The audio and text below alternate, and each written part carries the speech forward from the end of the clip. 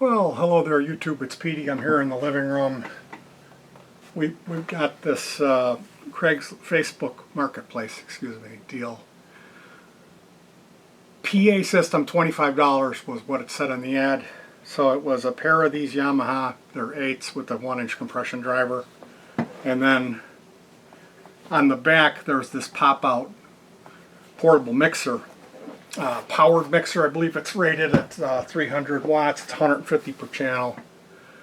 So they were really clear with me. Yes, it came with one stand. The stand was broken. I fixed that when we got home, and that the mixer was broken. So it's $25 for all of this stuff, including this big case that holds both of the speakers. We cut the top off the case, and it's a playpen for the kitty cat. The kitty cat loves cases. He actually interrupted this video trying to crawl his way into a guitar case earlier. What we're going to do is I'm going to... I have this unit here. This is something I slapped together. So it's a MP3 head unit. This is a memory card that has one of our backing tracks. It's a piece of music that I put together on the computer on this card. So that pops in this USB, and then there's play, fast forward, and rewind buttons here that I've duplicated off the front. I don't like using the little plastic buttons. I like these color-coded ones better. So I solder wires off of these switches going onto the motherboard, replicating the buttons. And then here is a preamp. This just, it gooses the stereo signal on its way out. It gives it a little boost. And there's a little fuse here, a little automotive fuse in case I put the batteries in backwards. So what we'll do here, we'll pop this battery in, and that should start playing, start the song playing. We can see are the numbers going there? Yep. So I've got this cable plugged in to the mixer. I'm going to plug this in here, and I'm going to turn this stuff down. When I got this home, I looked on the internet and I saw that people had repaired the cooling. There's 2 cooling fans in this unit, and they get older, or people will get them really hot and crank a whole band through this thing and crank it in the heat, and one of the components in here will fail. It'll physically explode. So when I opened this up, after looking at that, I saw how people had repaired it. I found a half of one of these bouncing around in there. So I thought, maybe I can fix it.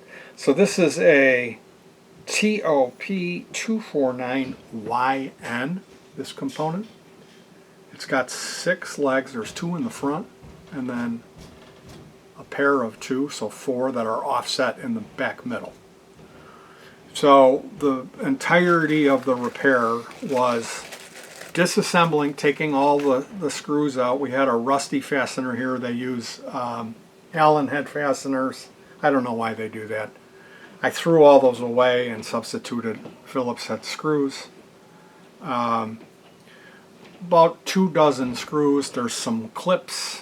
It's a couple of different layers of circuit boards. You have to get to the bottom circuit board, and what you'll find is there's 2 of these. One of them had blown up. I'm thinking, well, maybe the power passes through the one and goes to the second one. So if the first one blows, you won't get sound out of either one of these. Because as we tested the unit when we got it home, they were like, the mixer doesn't work.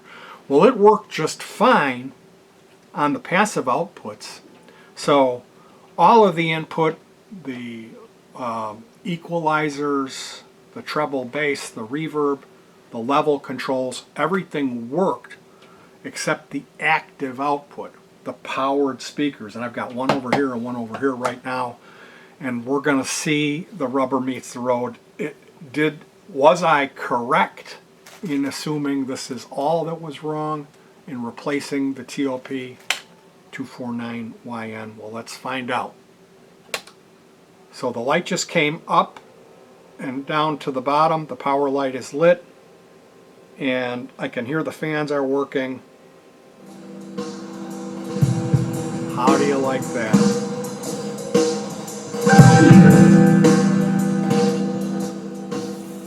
How do you like that?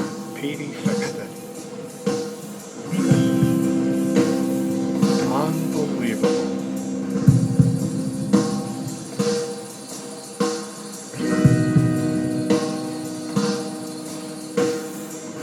Unbelievable, ladies and gentlemen. I fixed it. I can't believe it. Now, I don't have any bullets here, I don't think, in front of me. If I had one of those RCA to 1/4 inch, I could test this and we could hear the reverb. So, the whole story of this $25 PA system, we have our own setup. I was looking to add some smaller speakers, but really what we were lacking was a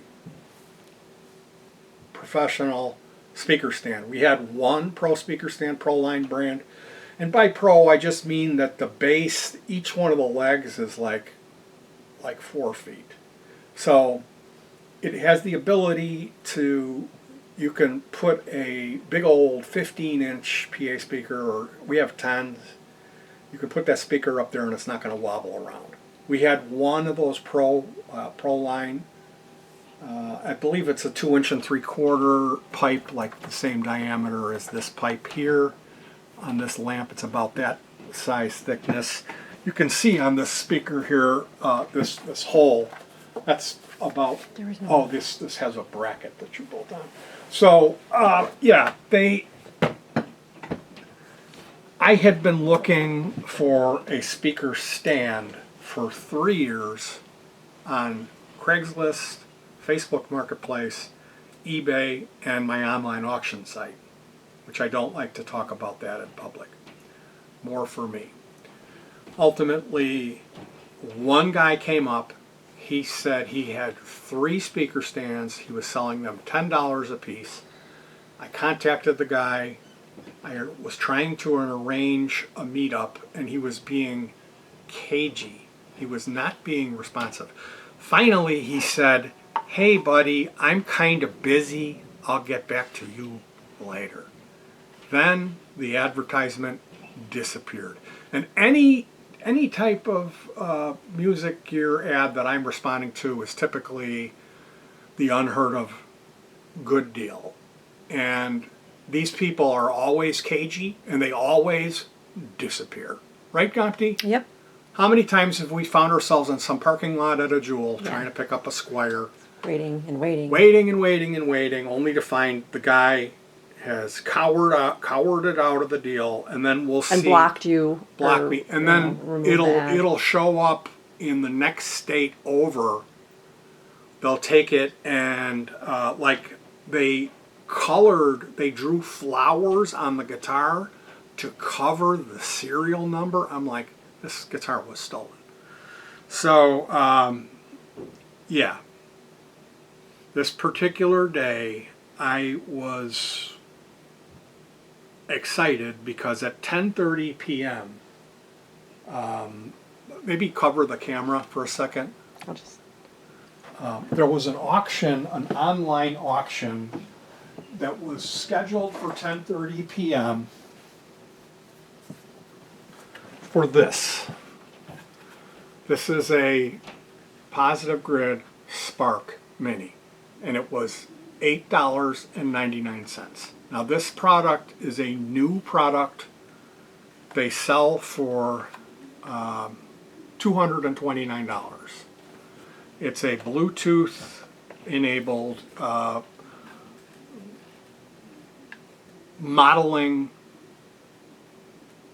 mini amp, guitar amp, and it has 4 presets, so you can go on your Android phone, you can scroll through the amplifiers or the effect pedals you want, and you can build a little rig, a virtual rig on the phone, and then it comes out of this speaker. So you can play MP3s through it and play along with your music, which I write my own backing tracks, I write my own music, so this is an ideal little product for me, and I was excited to get it because they had not listed this with the guitar amps, they had listed it with the home speakers, which meant I wouldn't be facing all of the guitar players who normally browse this auction.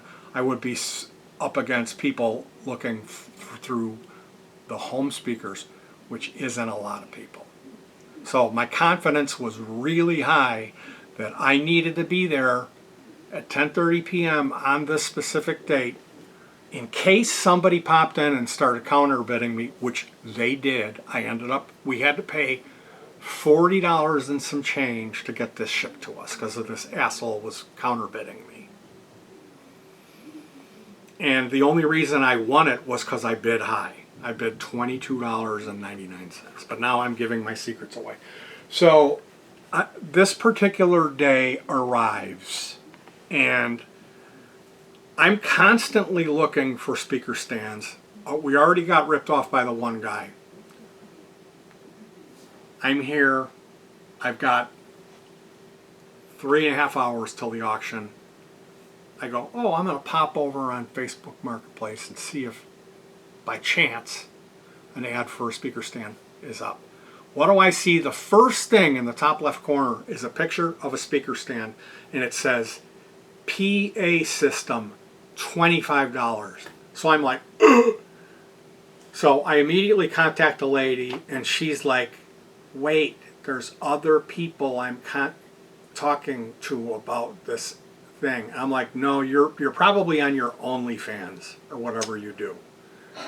So finally, it took her 45 minutes to get. I'm like, does it come with the stand? Yes. Can we come? I have the money. Oh, wait, I need to talk to you about it. And I need to talk to other people first. So then she's like, the mixer doesn't work. And I'm like, lady, does it come? Like, I'm only worried. I'm really only worried about the stand. Okay, if I pay $25 and we get a working stand, I'm good. So over an hour goes by with me trying to get an address out of this woman, because this is far. It's like get on the highway and go straight west and pedal to the metal. So finally she gives me the address. Go on the country road so you can't go anymore. You'll see a sign for the music center. Turn in, go down the country road to the country house. So we pull up at this place at 80 miles an hour. We get on the highway. There's a massive accident. All this emergency equipment. Everybody hits the hooks. Thank God we got by that before it was a massive traffic jam. 80 miles an hour all the way out. Country roads. People are tailgating me like there's no tomorrow, and I'm doing 10 over, 15 over everywhere with my wife yelling at me about my driving. So we get to this country house, and the only lights on are in the attic, and I'm banging on the doors. No one's answering. So we go to the music center next door, and this woman's like looking at me. She's like, who are the people's names? And I'm like, it was like, It doesn't matter. Did you remember or not?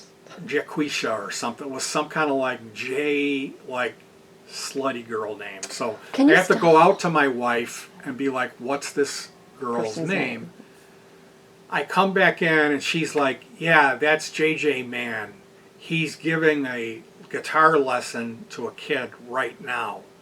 You're early. And I'm like, it's like 3 minutes till 9. Okay, and I'm supposed to be there at 9. So I go outside, the guy comes out, doesn't say anything, and like runs over to this like barn. And then I'm like, hey, are we here for a Craigslist deal? And he's like, oh, I'll help you. So he helps me because everything was broken. All of the handles and the carry cases and the wheels on the stuff were all broken. And he had it all zipped up in a case so I wouldn't look at it. He's like, you know the mixer's broken. And I'm like, well, I know the mixer's broken, but I build guitar pedals and Class D amps, so I might be able to fix it. I said, honestly, your gear couldn't be going to a better home because I'm handy with this stuff, and my wife and I have a duo. Because we had snooped on these people, and they, according to them, they had a duo. And he's like, oh, I used to perform with my wife every once in a while, but we don't do that anymore because we have all these little kids running around. And I said, that's something.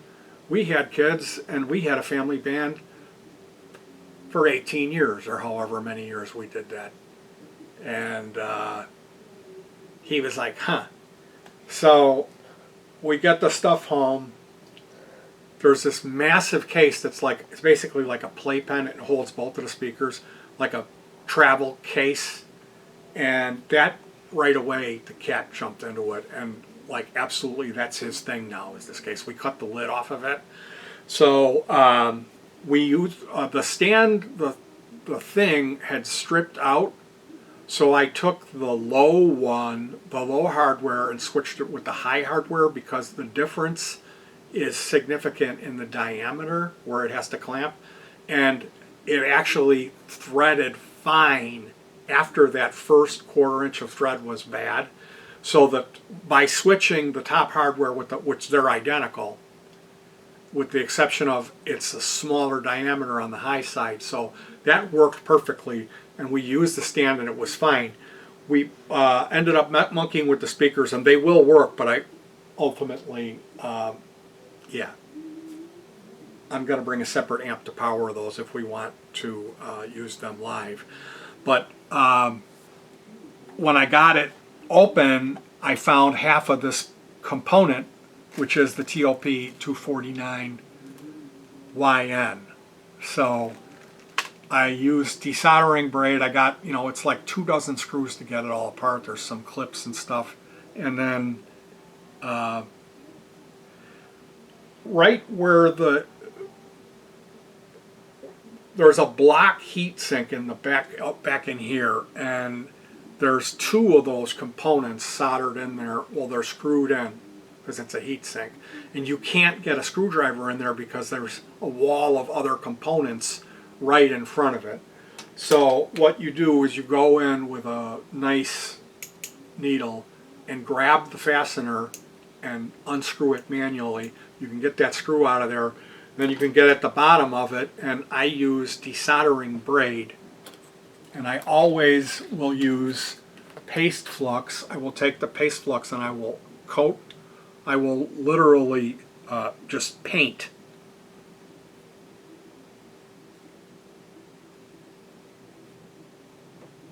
I will paint the paste flux all over the desoldering braid, and then you go in and you lay this where the solder is, and you apply heat, and the solder, because of the flux on here, it will wick up like magic. It will just extract the solder. So once you get it where the part is loose, you can lift the part out, and then you go back.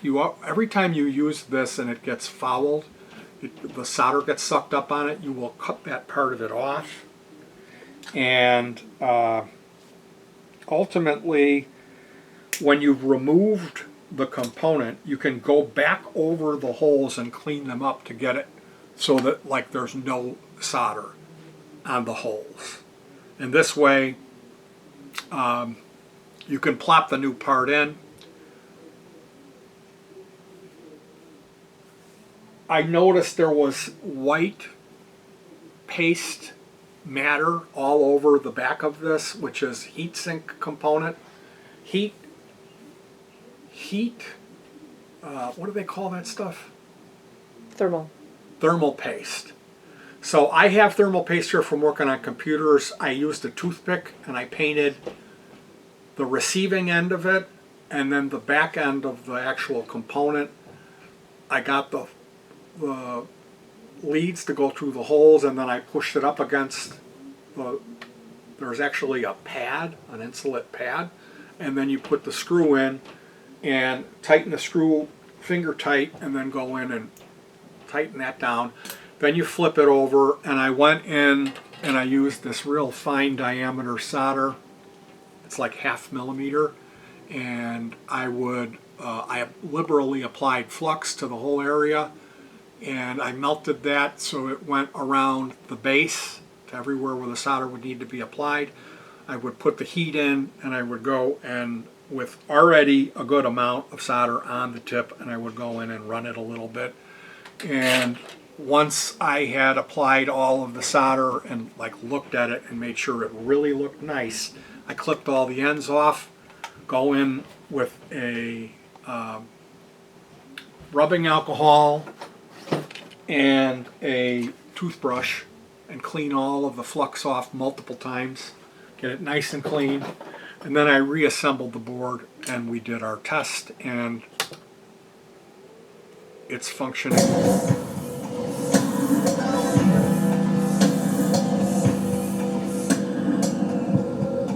And I mean, I can feel the air pushing out of here. I am going to remove these screws and like take it apart and run it and see how the fans are running. I may end up having to replace these fans. Honestly, if they look good to me, I will just take it easy on this thing, and meaning if I am going to run it and I know it's going to be loud, I will have it up on something, and I will also have a fan blowing on it. So these Yamaha portable stage PA 300, these can be fixed.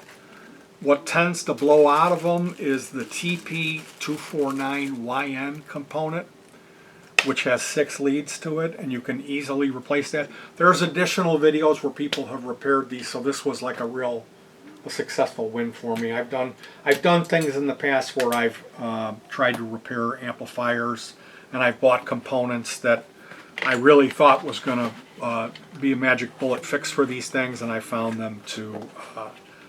It's not always the case that one thing fails. Oftentimes it's other things. So I was super stoked about this, and like basically we went out there. We were kind of shook up because the people weren't answering the door. I ended up meeting the guy, and then he was like, let me help you carry the stuff, because there was a bunch of stuff, small stuff broken.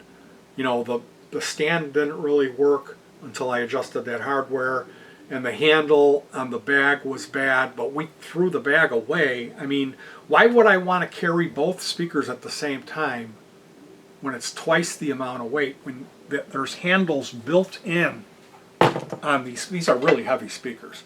So these are excellent drivers, compression horns. We got the whole PA system, and we managed to repair it for $25 with that one missing stand.